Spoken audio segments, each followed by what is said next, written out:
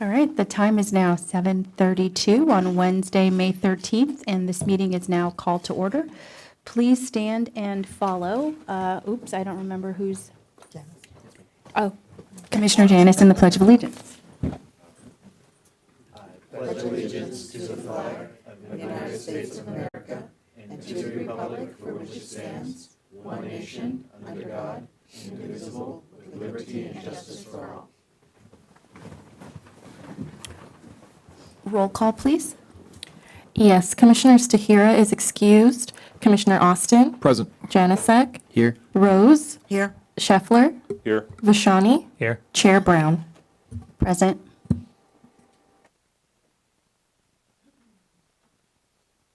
The next item on the agenda is approval of the minutes from the regular meeting on March 11th, 2026. Or excuse me, April 15th, 2026. If there are there any corrections? And if not, I'll entertain a motion to approve. I'll make a motion to approve the minutes. I'll second. We'll now take a voice vote. All in favor say aye. Aye. Any opposed? Any abstentions? With that, the motion is approved.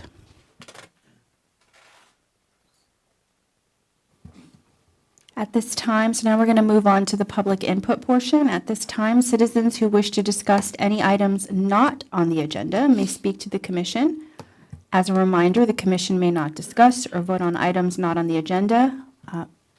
Does anyone from the public wish to speak? And if you do, please approach the podium one at a time and state your name for the record.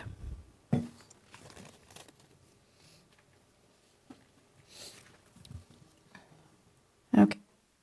Does not appear that we have any public comment, so the public input portion of the meeting is now closed. So moving on now to public hearings. We have, let's see, we have 3 items on the agenda. So the first public hearing, so first up is PH1, tentative track map, TTM 85113, with an exception, and it relates to 1232 South Mayflower Avenue, Bowden Development, and the applicant is Mr. Todd Bowden. So can we please have the staff report for PH1? Yes, thank you, Chair, and good evening, Commissioners. Tonight before you, we do have a tentative track map and a minor tentative track map to subdivide one lot into 14 airspace condominium units. This is in conjunction with a proposed 14-unit, 3-story residential condominium project, as well as a minor exception request to allow the use of additional common recreation space in lieu of a portion of the required private recreation space. And as you stated, Todd Bowden is the applicant on this project. And so the purpose of tonight's review is tentative track maps are reviewed and approved by City Council. So this would be an advisory review to the City Council. In addition to that, minor exceptions is also proposed tonight. This normally would be approved by DRC. However, because it requires the map, it has been lumped in as part of this request.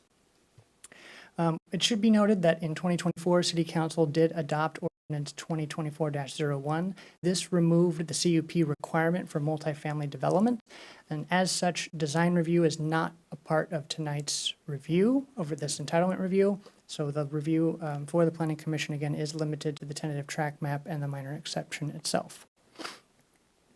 As a brief overview, the location is at 1232 South Mayflower Avenue. This is right across the street from the Huntington Oak Shopping Center, just north of the 210 freeway and West Central Avenue on the east side of the street. It is zoned RH, residential high density. Site's just over 23,000 square feet.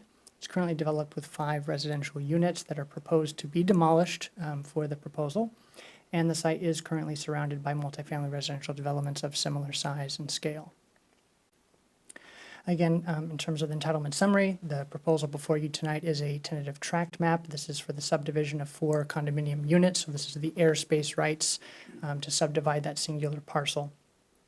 The request also includes a minor exception. This is to allow the common recreation space as a substitute for private yard space. This is just kind of a brief view of what the project could look like when it is completed. Again, from the front, it would be facing the street, and then this is the north side, which would be very similar on the exact south side as well.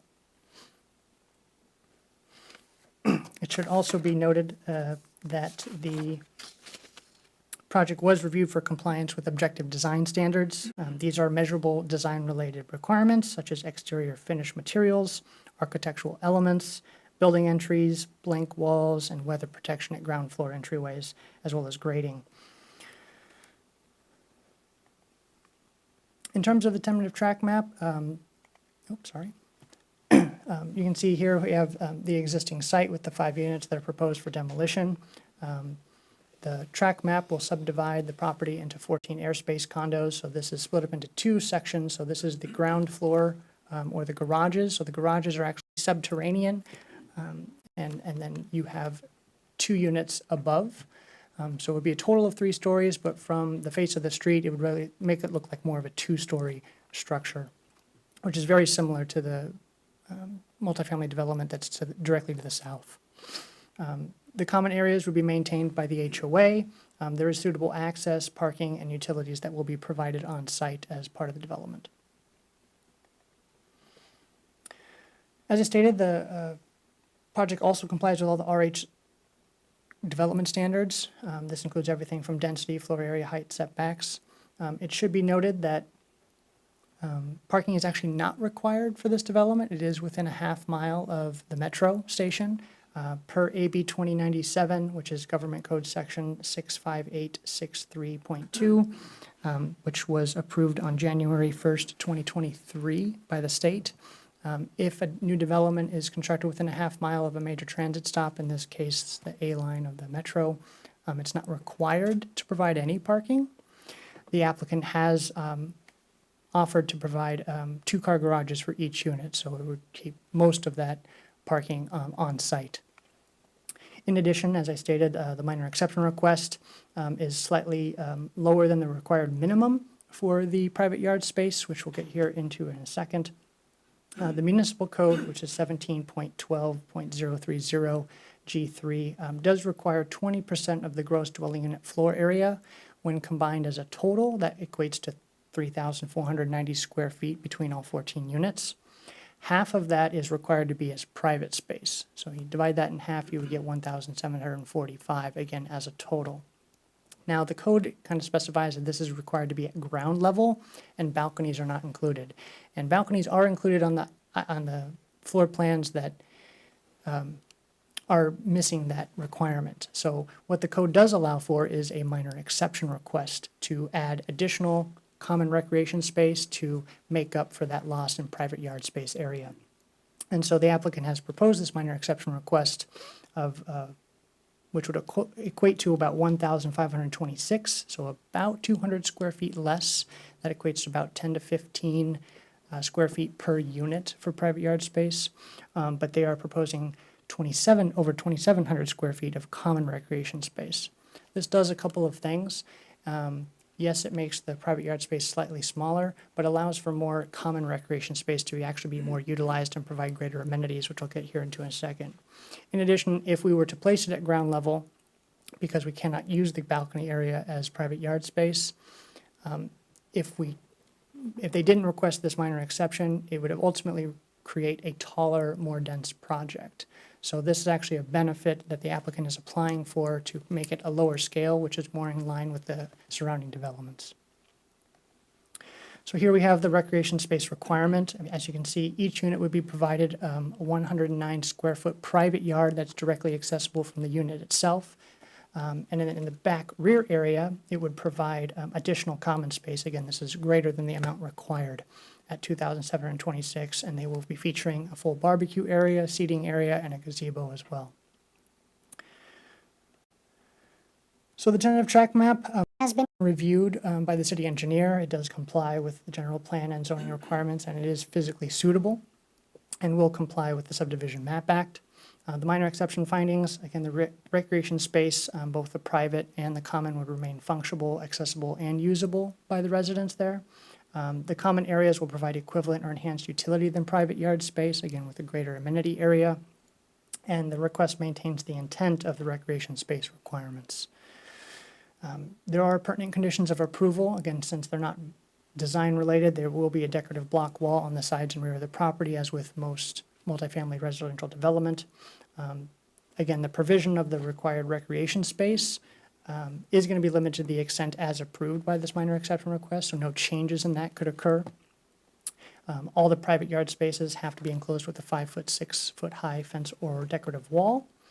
They will have to provide a landscape plan subject to M. Willow, and a draft copy of the CCNRs do have to be provided to the Planning Division for review and approval prior to permit issuance. This did go to the Development Review Committee on April 15th of this year. A courtesy notice of 300-foot mailing radius was sent out. There was one adjacent residence, I believe to the south. She did request advanced coordination with regarding construction activities with the applicant.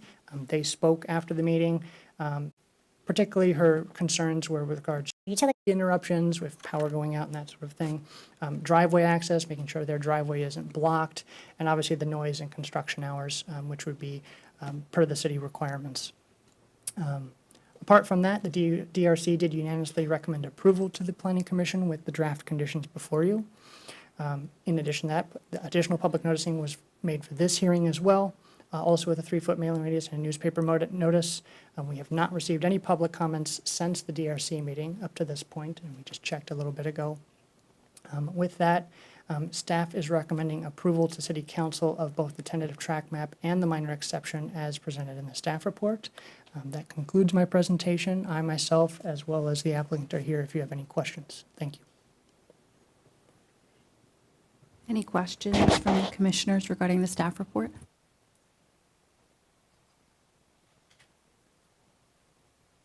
Okay, so seeing none, we're going to move on to public.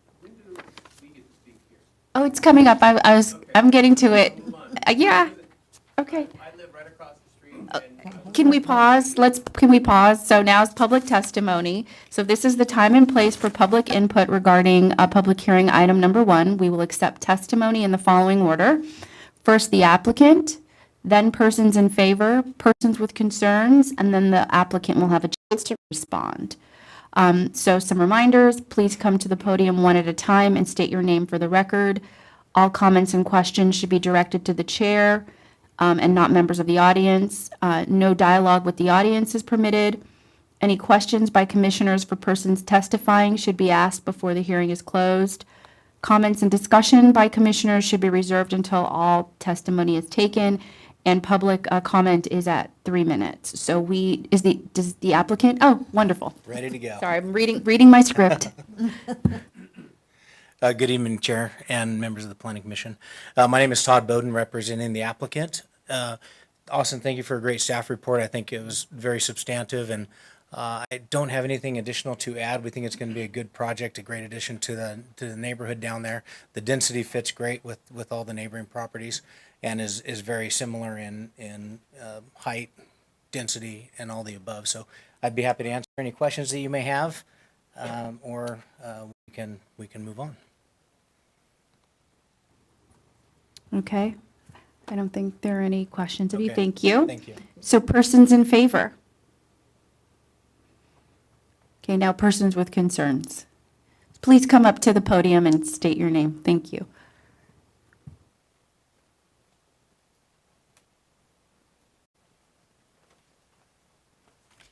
Hello.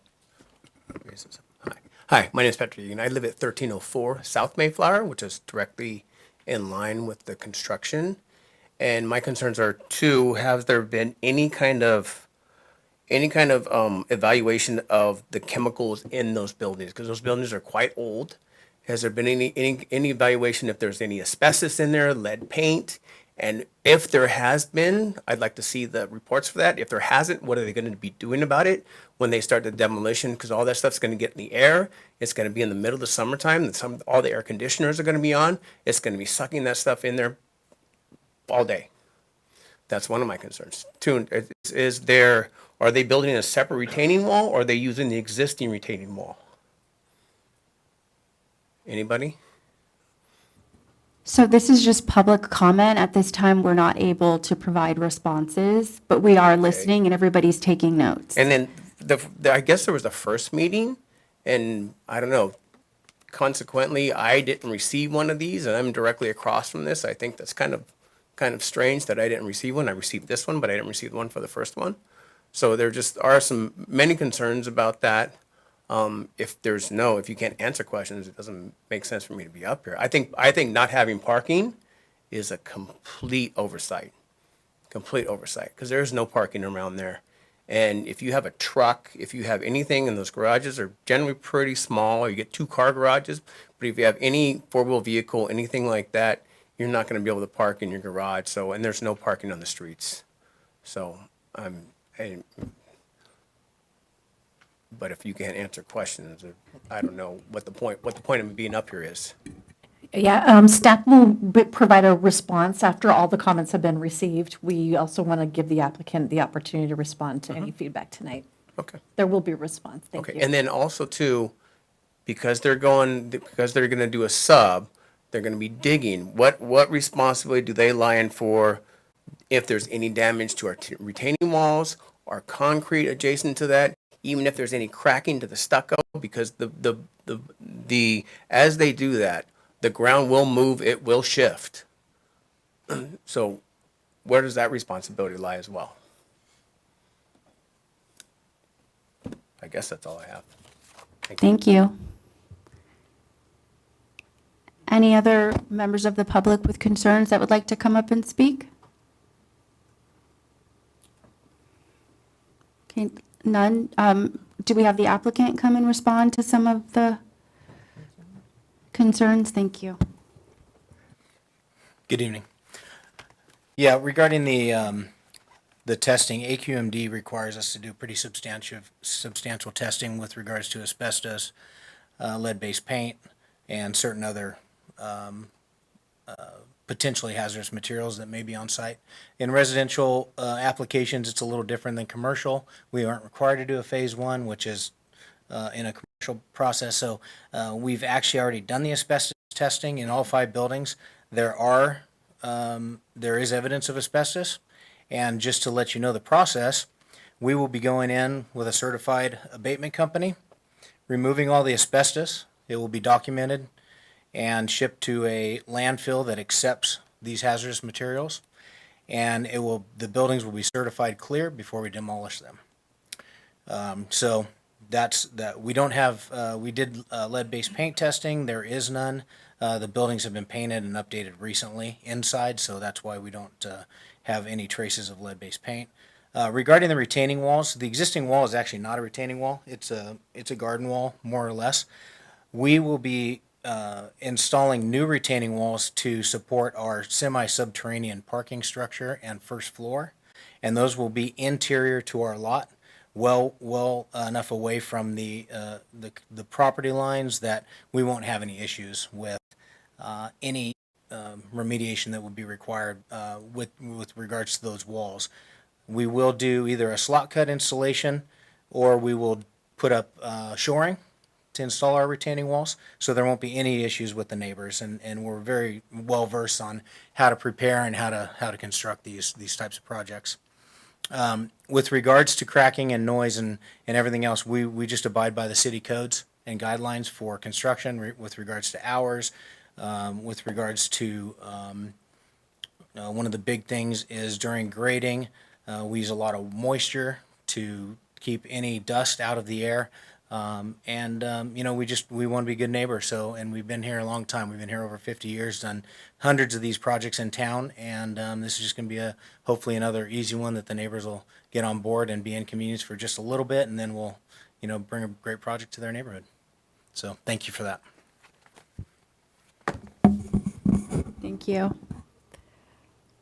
So now we're moving on to the deliberation portion Now's the time for the commission to discuss and debate this item, so. Any discussion? And Chair, before we move on to the deliberation portion, I just want to note for the record that the public hearing portion is closed. Sorry about that. Yes, the public hearing is closed. Question for staff, back to staff, and it would be regarding the question about on-site parking and what are the rules and obligations? Because I don't think that's germane to our discussion this evening in front of us. Yes, so to reiterate, this location is within a half mile of the metro. I'll just kind of quote the government code section again for you, is that a public agency cannot impose or enforce any minimum automobile parking requirements on any residential, commercial, or other development project if the project is located within 1/2 mile of public transit. This has been in effect since January 1st of 2023. This is a relatively new project where this is one of the first that we've taken before the committee that is actually subject to this requirement from the state. Again, the applicant has been gracious enough to actually provide 2-car garages for every unit. So while there are no guest parking spaces, again, they're not required, he is proposing a 2-car garage for each unit. So there will be on-site parking for this development. He's not required to do so, but he has provided that as part of I'm guessing, a selling point. Thank you for that clarification. Any other discussion amongst the commissioners? If there's no further discussion from the commission, is there a motion? Move to recommend approval to City Council for a tentative track map number 85113, TTM 2026-001, and minor exception ME 2026-005 as presented in the staff report. Second. Roll call, please. Commissioner Austin, Yes. Janasek, Yes. Rose, Yes. Scheffler, Yes. Vashani, Yes. Chair Brown. Yes. So the motion is approved, and I'll let you do the appeal language. Well, this is a recommendation to the city council, so this item will likely go to the city council on June 16th. Is that correct? That is correct. All right. Thank you. So now we're moving on to public hearing item number 2. It's a conditional use permit, CUP 2026-0004, relating to 338 South Myrtle Avenue. The applicant is Joseph Hogan for Pie Life Pizza. So we'll move to the staff report, please. Okay, thank you, Chair, and good evening, Commissioners. It's been a while. Yes, so this is a conditional use permit request for alcohol license for beer and wine at a new restaurant, Pie Life Pizza. The applicant, Joseph Hogan, is the business owner of this restaurant. And so the site, it's within our historic commercial downtown zone. Many of you probably know this is previously occupied by Old Town Pizza, so it's nice to see a new pizza restaurant moving right in. So their request is only for beer and wine service. So here's a photo of the front. You can see there's been some changes to the front. There's new signage. They're using the existing dining that's in the front portion of the building that's entirely on private property. They also made upgrades to the inside as well. You can see there's a new counter and kitchen, food prep area. There's also some artwork on the wall you can see to bring in that New York vibe to the restaurant. They're using the existing dining area as well, so there's no change in the size of the dining area. So as mentioned, this is a conditional use permit. It does require approval by the Planning Commission for any beer and wine service.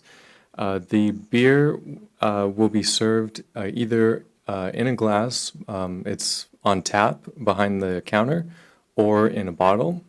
The wine is also served in single portions, either by the can or in the single portion bottles. And the service would be at the counter that was previously shown. So the restaurant is set up where you order your food and drink at the counter, and then you're seated and served with your pizza afterwards. So the primary use, it is the restaurant. They have, as mentioned before, indoor dining and outdoor dining areas. So the indoor has a total of 8 tables and the 1 high-top seating area for a total of 35 seats. And the outdoor area has 6 tables with 2 high-top seating areas for a total of 30 seats within that area. Currently, their hours of operation are proposed from 11 a.m. to 9 p.m., 7 days a week.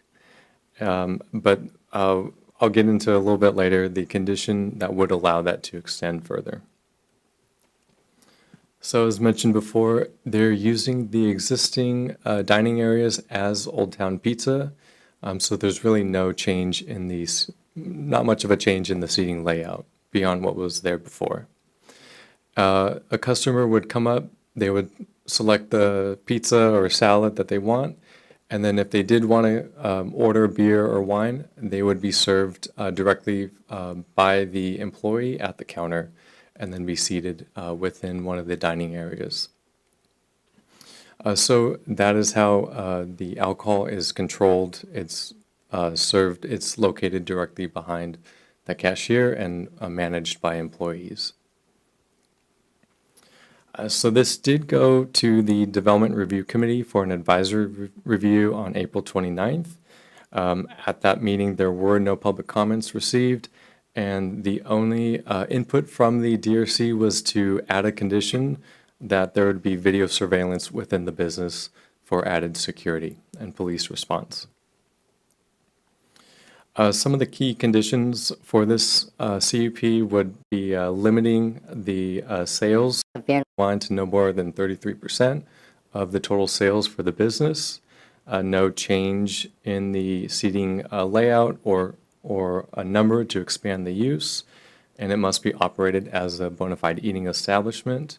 The approved hours would be from 11 a.m. to 11 p.m., allowing the business to operate a little bit later if they wanted to, without having to come back to the Planning Commission. Also, there would be security in terms of education for the employees on signs of patrons being overserved, a 6-month review coming back to the DRC, as well as being able to call back the CUP for review if there are any issues. And then, as mentioned before, the video surveillance within the business. This was noticed because of the public hearing for tonight. It was included in the newspaper as well as a 300-foot mailing radius to owners within the area. So far, we have not received any comments for the item. So with that, staff and the DRC recommend approval with the conditions. The applicant, the business owner, Joseph, is available, as well as staff if you have any questions. This concludes my presentation. Thank you. Any questions from the commissioners on the staff report? Just one clarification, you might have said it, they can have the beer or wine inside or outside. Yes, yes. Thank you. Any other questions? Okay, so we're going to move on to the public testimony. So this is the time and place for public input regarding public hearing item number 2. We'll accept testimony in the following order: the applicant, persons in favor, persons with concerns, and then the applicant will have a chance to respond. So does the applicant want to come up and speak? No, thank you. I think Vincent did a wonderful job. All right. Do we have any members, any persons in favor who would like to come up and speak? Okay, how about persons with concerns? No, okay, so the public testimony portion of the hearing is closed. Now we're going to move on to the deliberation. So now's the time for the commission to discuss this item. All right, if there's no further discussion, is there a motion? Go ahead. And a second. I move to approve the conditional use permit, CUP 2026-0004, with the conditions as presented in the staff report. I'll second. All right, roll call, please. Commissioner Austin, Yes. Janasek, Yes. Rose, Yes. Scheffler, Yes. Bashani, Chair Brown. Yes. So the motion is approved. All right, and I'll go ahead and read the appeal language, and that is to note that all decisions of the Planning Commission may be appealed to the City Council if filed in writing within 10 days of tonight's decision, and an appeal fee does apply. Thank you. Thank you. So we're moving along. Now we're at public hearing item number 3, which is a conditional use permit, CUP 2026-0005. It relates to 800 West Chestnut Avenue. The applicant is World Vision International. Mr. Patrick Hovespian is the applicant. So, staff report, please. Thank you, Chair. Yes, so this is a CUP for a new religious assembly use, Crosspoint LA Baptist Church. They're moving into the World Vision International building from the city of Pasadena. And so the applicant, Patrick Hovespian, is with World Vision International. The project site, it's located in the Planned Development Area 3. And this site was developed primarily as a business office park. And as you can see in the map above, it's located in an area of Monrovia that has a mix of uses. So it's directly north of the 210 Foothill Freeway. There's also residential to the north and the east. And then as you can see, there's regional commercial along Huntington Drive and Monterey Avenue. This site was developed by World Vision International, and it currently has a multi-tenant office building that's just over 29,000 square feet in size. So just for some history to this site, you can see that it's currently occupied by World Vision as well as Foothill Unity Center. In the 1970s, World Vision occupied the entire business officeplex of 790 and 800 West Chestnut. They developed both buildings as they expanded their operations, but in recent years, their operations have reduced in size, or part of their operations has moved up to Washington State, so their need for office space has reduced. In 2017, you can see that Foothill Unity Center purchased the east portion of the site. This was part of a tentative tract map to move some of the property lines, which also included a shared parking and access agreement between the two property owners. So overall, the site is developed with the 2 office buildings and 3 parking lots, you can see, that have shared access in between. When we look specifically at the subject site, it's developed with the office building directly in the middle and 2 parking lots. So parking lot 1 that's on the east side has 55 parking spaces, and parking lot 2, which is on the west side of the building, has 60 parking spaces for a total of 115 parking spaces available. You can also see that there's 3 driveway approaches along Chestnut Avenue and 2 drive aisles with the Foothill Unity Center. Also, finally, in 2024, World Vision subdivided their existing building into 4 tenant spaces as their office needs reduced even further, partially because of the COVID pandemic. So currently, they occupy just 1 of the 4 tenant spaces. The next 2 slides will show the existing site conditions from the street. So the main entrance of the building is located along the east elevation facing the east parking lot. There's also 2 exits that are directly accessible to the west parking lot as well. One thing to note, you can see there is some storage going on within the west parking lot. This is a temporary operation, part of Habitat for Humanity, related to the fires, and this will be moved once a new location is found for this material. So the religious assembly use is allowed in all zones with a conditional use permit, with the exception of the manufacturing zone. The Plan Development Area 3, the intent is to have a business office park feeling, which aligns more with the office and light manufacturing zones, which requires the conditional use permit. Also, the intent of the PD3 is to make sure any new uses are compatible with the adjacent residential development nearby. Looking at the floor plan, you can see there's 4 tenant suites within the building, 2 on the ground floor and 2 on the second floor. But there's currently 3 occupants. World Vision occupies the majority of the ground floor area. Also, along the ground floor, you can see there's a central hallway that leads to a gathering space, as well as a shared dining hall and the assembly room, which is used as a multi-purpose room. And in the photos, you can see how this is laid out. So the central hallway leads to this gathering area that serves for seating and a shared use space by all of the tenants. Within this photo, you can see the multi-purpose room that's enclosed by these glass doors.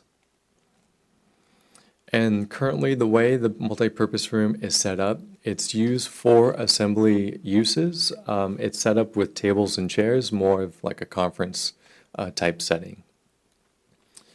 In this photo, you can see there are 2 doorways that lead to the sides of the room, that one of them entering to the dining hall, which then leads to the outside. So Crosspoint LA is proposing to occupy a portion of World Vision's tenant space. They will subdivide this area, creating a new tenant suite. They would also use the multi-purpose room only on Sundays for their Sunday services. At the same time as the Sunday services, they would also have a children's ministry, which offers childcare and child development during the same hours on Sundays. In addition, the Wednesday evening operations would take place within this tenant suite that's being created. One thing I just want to note, as mentioned before, there are 2 doorways on the sides as well as doorways to the back of the multi-purpose room.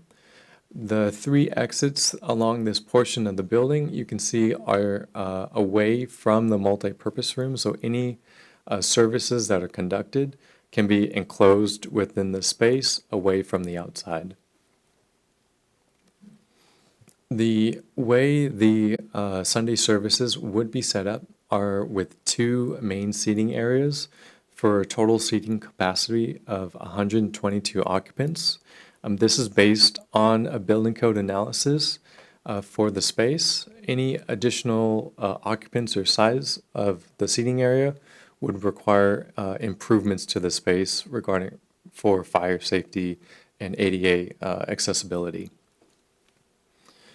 In total, the space is just over 1,600 square feet in size.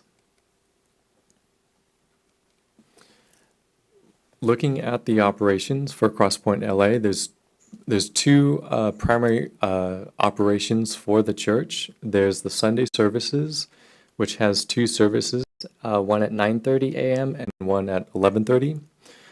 There's a breakdown or setup and breakdown period from 9 a.m. to 2 p.m. on Sundays, with an expected attendance of about 75 church members, which could grow up to 122. Currently, they use acoustic and amplified music within that assembly which would be within the assembly space. And if there are any additional services, like for baptisms, those would be within the approved Sunday service hours. At the same time, they would operate the children's ministry within the separate tenant space. For their weeknight Bible study operations, this is more of a child-focused Bible study that happens Wednesday evenings at 7 p.m.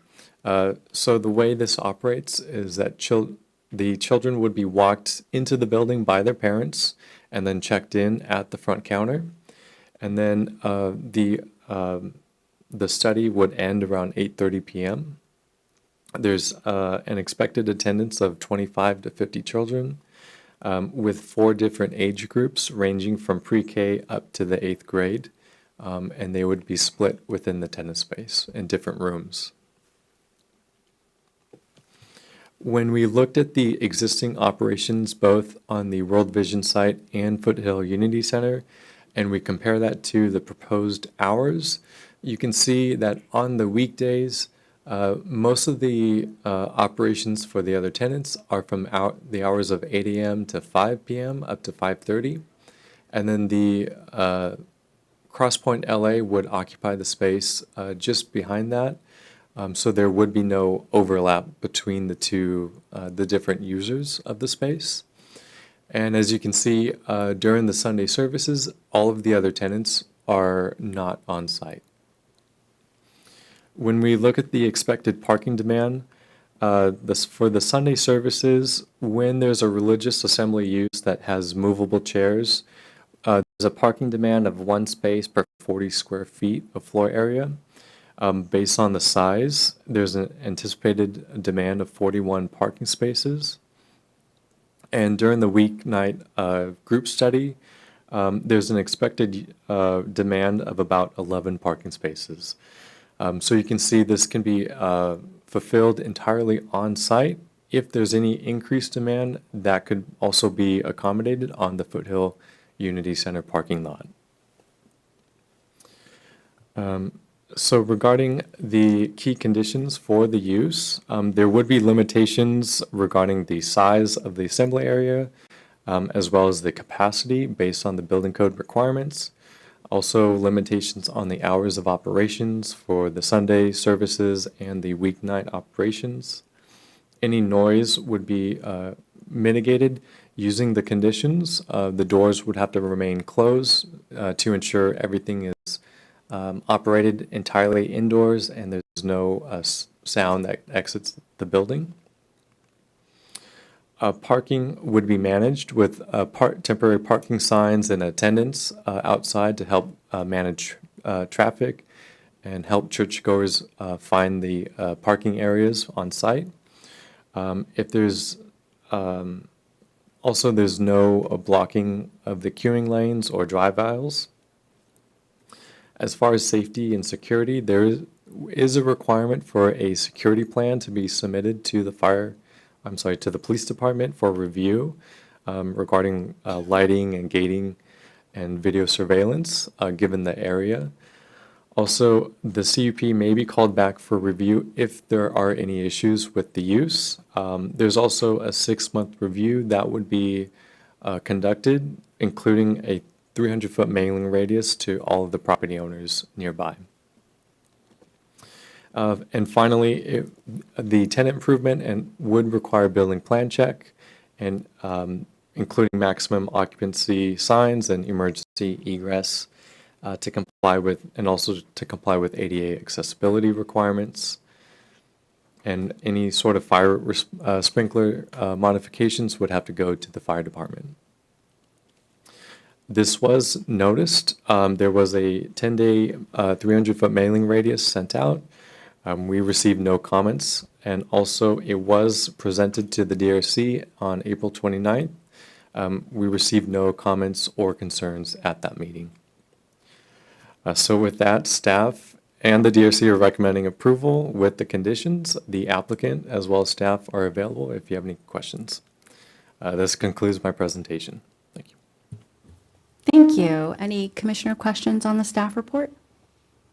None? Okay, so let's Move on to the public testimony portion of this. So again, this is the time and place for public input regarding public hearing item number 3. So we'll accept testimony in the following order: the applicant first, then persons in favor, then persons with concerns, and then the applicant will have a chance to respond. So would the applicant like to come up and speak? Okay. But we want to see. Okay. Any persons in favor who would like to give public comment? Persons with concerns? Okay, seeing none, the public testimony portion of the hearing is closed. So now we're going to move into discussion with the commission. No discussion? Okay, so if there's no further discussion from the commission, do we have a motion and a second? Sure.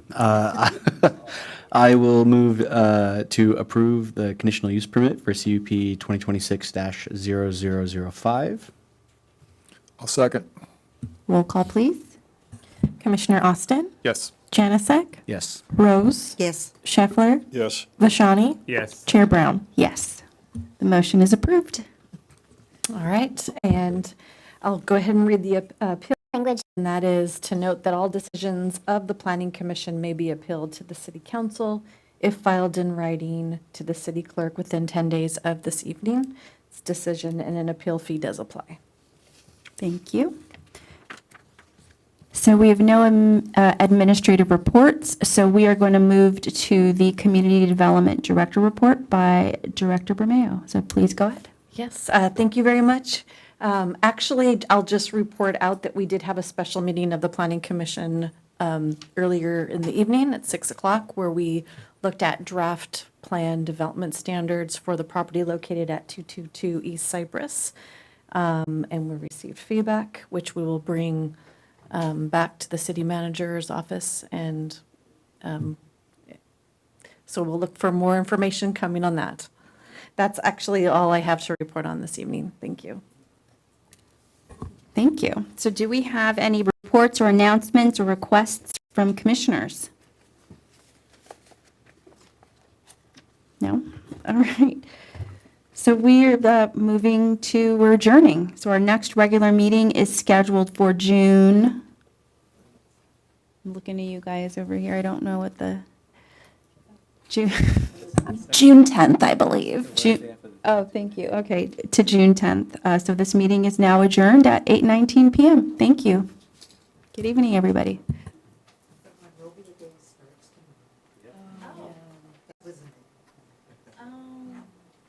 That's okay, right? Start the meeting again. We turn the mics back on. I saw that big development update. I'm like, oh no, I didn't have anything on my head. You didn't have Monrovia Day starts tomorrow on your list? First things first. The band? Yeah, the band, you gotta get the kids the band. Good job, guys. Efficient meeting. You only have one more.